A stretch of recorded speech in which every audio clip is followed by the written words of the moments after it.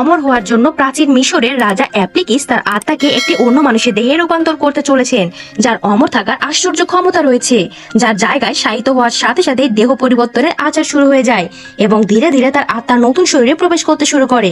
কিন্তু বাইরে পাহারা দেয়া কিছু বিদ্রোহী তাদের উপর একটি বড় পাথর ফেলে দেয়, যা পিরামিডের সমস্ত স্তম্ভগুলিকে ভেঙে দিতে শুরু করে এবং তারপরে পিরামিডটি হঠাৎ করে ভেঙে পড়ে।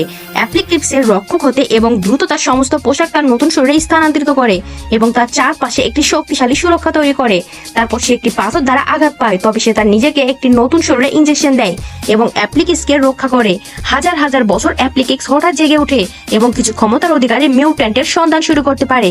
সে দেখে যে কিছু গুন্ডা একটি মেয়েকে তাড়া করছে, একটি গলিতে তারা মেয়েটিকে ঘিরে রেখেছে। তারপর হঠাৎ করে অ্যাপ্লিকিস সেখানে চলে আসে এবং লোকটি তাকে ছুরি দিয়ে হুমকি দিতে শুরু করে। আর তারপরেও তারা তিনজন সেখান থেকে অ্যাপ্লিকিসকে তার শক্তি দিয়ে তিনজনের মাথা কেটে ফেলে এবং সে ছুরি হাতে লোকটা অনেক ভয় পায়।